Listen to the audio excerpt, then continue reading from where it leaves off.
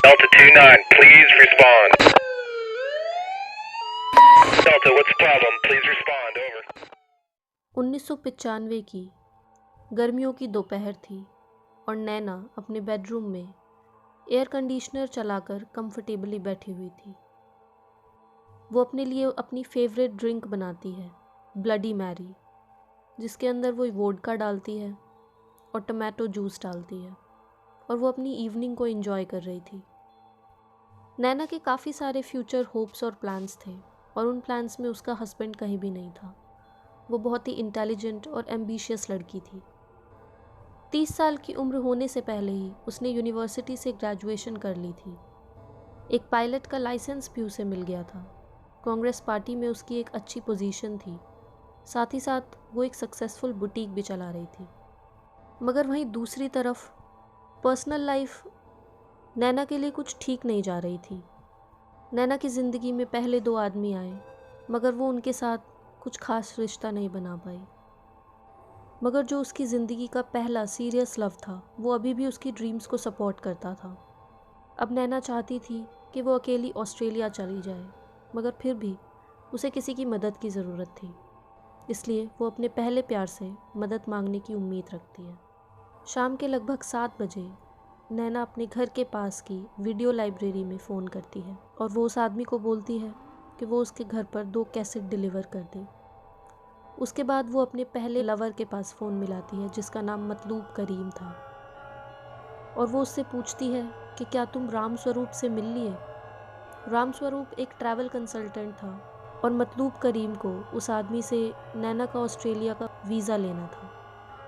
Phone पर मतलूब उसे बताता है कि वो ये काम 1 या 2 दिन में पूरा कर देगा, और इसके साथ वो दोनों अपनी कन्वर्सेशन ख़त्म कर देते हैं।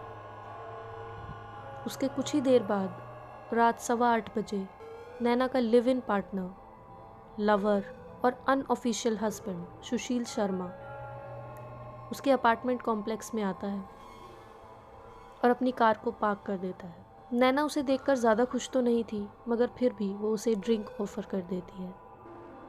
कुछ देर के लिए उन दोनों के बीच में कोई बात नहीं होती। सुशील शर्मा एक फॉर्मर दिल्ली प्रदेश यूथ कांग्रेस प्रेसिडेंट था। सुशील को धीरे धीरे ये महसूस होने लगा था कि नैना उससे दूर जा रही है। सुशील को कहीं ना कहीं शक था कि नैना उसे धोखा दे रही है। इस दिन से कुछ महीने पहले नैना ने सुशील पे हाथ भी उठाया था।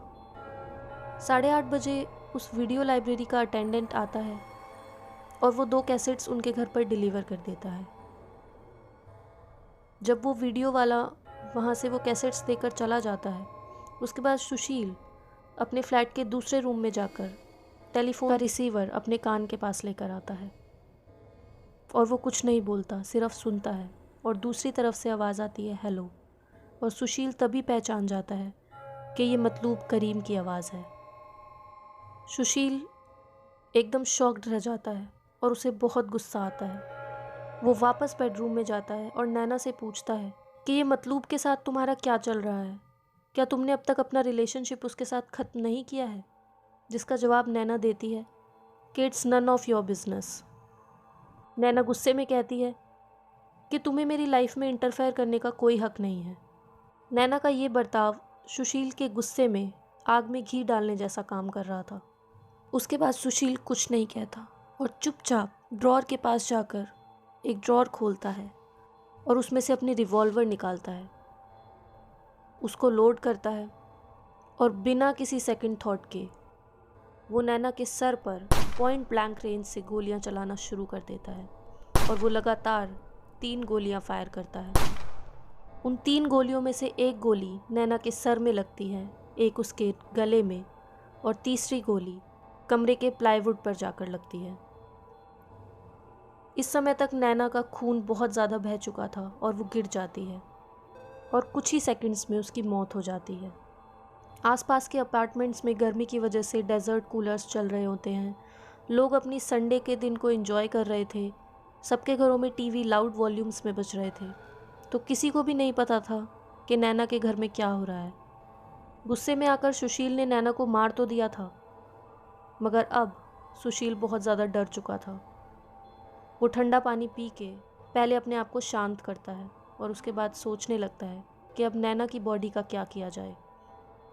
और पहली थॉट जो उसके दिमाग में आती है वो ये कि क्यों ना नैना की बॉडी को यमुना नदी में बहा दिया जाए। नैना जिस बेडशीट पर गिरी थी उसी बेडशीट में वो नैना को लपेट देता है और एक प्लास्टिक की शीट से जो उसके डाइनिंग टेबल पर रखी थी उससे नैना को कवर कर देता है। वो पूरे रूम को साफ करने लगता है, जहाँ जहाँ भी खून था वो उसे वहाँ से हटाने लगता है और अपने खून से सने कपड़े भी वो बदल लेता है। फिर वो खिड़की से बाहर देखता है कि क्या किसी ने गोली की आवाज़ सुनकर यहाँ आने की कोशिश तो नहीं की। वो नीचे पार्किंग की तरफ जाता है और अपनी मारुति कार को सीढ़ियों के पास लगा देता है और फिर से ऊपर अपनी अपार्टमेंट में चला जाता है। वो नैना की बॉडी को घसीटते हुए नीचे फ्लोर पर लेकर आता है और फिर अपनी गाड़ी में डाल देता है। 2 जुलाई 1995। इस समय तक रात के 9:30 बज चुके थे। अगले ब्लॉक का रहने वाला जगदेव सिंह सुशील को ये सब करते हुए देखता है, मगर फिर भी वो ज़्यादा इस चीज़ पर ध्यान नहीं देता। उसी समय अंबादास नाम का एक हेड कांस्टेबल भी उस जगह पर पेट्रोलिंग कर रहा था। उसने भी सुशील को कार चलाते हुए देखा, मगर उसने भी इस चीज़ पर ज़्यादा ध्यान नहीं दिया। जैसे तैसे करके वो यमुना नदी के ऊपर वाले पुल पर पहुंच जाता है, मगर वहां जाकर उसके सारे होप्स टूट जाते हैं क्योंकि पुल पर बहुत ज़्यादा जाम लगा हुआ था। रात के इस समय भी जाम देखकर वो हैरान था और उसने इस वक्त अपना प्लान चेंज करने का मन बना लिया था, क्योंकि उसे लग रहा था कि अगर इतने जाम में वो बॉडी को निकालकर यमुना में फेंकेगा तो वो ज़रूर पकड़ा जाएगा। वो फिर से अपना दिमाग दौड़ाने लगता है और इस समय उसके मन में एक और आइडिया आता है। वो बगिया रेस्टोरेंट के बारे में सोचता है और वहाँ पर लगे तंदूर के बारे में सोचता है और वो अपने आप को कहता है हाँ कि मैं इस बॉडी का नामो निशान तंदूर में डालकर और जलाकर मिटा सकता हूँ। यमुना नदी के ऊपर का जो पुल था वो उसके एंड में जाता है और फिर यू टर्न ले लेता है। रात करीब 10:15 बजे सुशील बगिया रेस्टोरेंट पहुँच जाता है, पार्किंग स्पेस में अपनी गाड़ी लगाता है और मेन गेट के अंदर चला जाता है। गेट पर जो सिक्योरिटी गार्ड बैठा था महेश प्रसाद, वो अपने रजिस्टर में गाड़ी के अराइवल का टाइम भी नोट करता है। सुशील बगिया रेस्टोरेंट के मैनेजर केशव कुमार के पास जाता है और उसे बहुत ही डरते डरते बताने लगता है कि उससे एक बहुत बड़ी गड़बड़ हो गई है।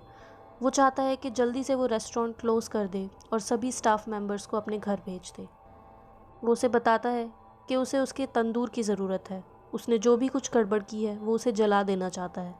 ये बातें सुनकर केशव का पसीना छूट गया था, मगर फिर भी वो सुशील को अपना बॉस मानता था और उसके ऑर्डर्स का उसने पालन किया। सुशील ने केशव के मुश्किल समय में उसकी मदद की थी, इसलिए केशव ने सोचा कि आज मेरा समय है कि मैं सुशील की मदद करता हूँ। अभी भी रेस्टोरेंट में कुछ गेस्ट डिनर कर रहे थे। केशव उनको जाकर बोलता है कि वो अपना डिनर जल्द ही ख़त्म कर लें। गेस्ट अपना खाना ख़त्म भी नहीं कर पाए थे और केशव ने रेस्टोरेंट की सभी लाइट बंद कर दी। सभी गेस्ट ने पूछा कि आखिर एकदम से पूरे रेस्टोरेंट की लाइट क्यों बंद हो गई है, मगर कुछ खास जवाब ना मिलने के कारण वो सब वहाँ से उठकर चले गए। फिलिप और उसकी वाइफ निशा, जो उस रेस्टोरेंट में हर रात परफॉर्म करते थे, वो भी ये सब देखकर हैरान थे और उनको भी केशव ने जाने के लिए बोल दिया था। जब पूरा रेस्टोरेंट खाली हो जाता है उसके बाद केशव एक बड़ी सी काली पॉलीथीन लेकर सुशील के पास कार में जाता है और वो बॉडी को उस पॉलीथीन में डाल देते हैं और फिर उसे सीधा किचन में ले जाते हैं जहाँ पर तंदूर रखा था। और इस प्रोसेस में केशव के कपड़े भी खून में सन जाते हैं। रात के 10:50 हो चुके थे। सुशील केशव को बोलता है कि वो रेस्टोरेंट की एंट्री एकदम ब्लॉक कर दे और किसी को अंदर ना आने दे। उसके बाद वो दोनों कुछ लकड़ी के फट्टे उठाते हैं और उन्हें छोटे छोटे टुकड़ों में तोड़ने लगते हैं बॉडी, और ये लकड़ी के छोटे छोटे टुकड़े उस तंदूर में डाल देते हैं। उसके बाद केशव अमूल बटर के 4 बड़े बड़े पैकेट लेकर आता है और उसी तंदूर में बॉडी के ऊपर फेंक देता है। इस वक्त तक 11 बजे से कुछ ऊपर टाइम हो गया था और इस समय सुशील उस तंदूर में आग लगा देता है। नैना की बॉडी धीरे धीरे अब जलनी शुरू हो गई थी। सुशील रुकता है और ठंडा पानी अपने सर पर गिरा लेता है और बोलता है, ये मैंने क्या कर दिया, ये मुझसे क्या हो गया। और ये वो समय था जब सुशील को पहली बार पछतावा हुआ। उसी समय एक कांस्टेबल वहीं आसपास के इलाके में पेट्रोलिंग कर रहा था और तभी उन्हें एक औरत की चिल्लाने की आवाज़ सुनाई दी और वो औरत चिल्ला चिल्ला कर कह रही थी कि होटल में आग लग गई है। उस समय कांस्टेबल एक होमगार्ड के साथ भी था। कांस्टेबल होमगार्ड को उसी स्पॉट पर छोड़कर पास के पुलिस स्टेशन चला जाता है ताकि उसे और मदद मिल सके। जब वो वापस आता है उस समय आग की लपटें और बढ़ चुकी होती हैं। जब वो रेस्टोरेंट के अंदर घुसते हैं तो उन्हें रेस्टोरेंट का मैनेजर तंदूर के पास दिखता है और वो उस समय भी लकड़ियों के कुछ छोटे टुकड़े आग में डाल रहा होता है। जब उससे इस बारे में पूछा जाता है तो वो बोलता है कि वो एक कांग्रेस वर्कर था और इसलिए वो कुछ पुराने बैनर्स और पोस्टर्स इस तंदूर में जला रहा है। मगर वहाँ की स्मेल पुलिस वालों को कुछ अजीब लग रही थी, जिसकी वजह से उसको अरेस्ट कर लिया जाता है। जब आग पूरी तरीके से बुझ जाती है तो इन्वेस्टिगेटर्स को तंदूर में इंसानी शव के कुछ हिस्से मिलते हैं और पास ही पड़ी हुई एक ब्लैक पॉलीथीन भी मिलती है जिस पर खून के धब्बे थे। ये केस ट्रायल पर चला जाता है और इस केस का नाम पड़ जाता है द तंदूर मर्डर केस। 2003 में सुशील को फांसी की सज़ा सुना दी जाती है, मगर सुशील की अपील के बाद दिल्ली हाई कोर्ट इस डिसीजन को खारिज कर देती है।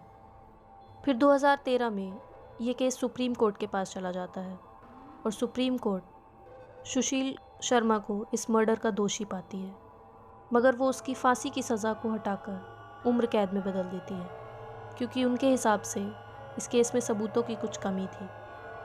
सुप्रीम कोर्ट के हिसाब से उनके पास ये सबूत नहीं थे कि सुशील ने नैना की बॉडी को सिर्फ जलाया था या फिर उसके टुकड़े भी किए थे।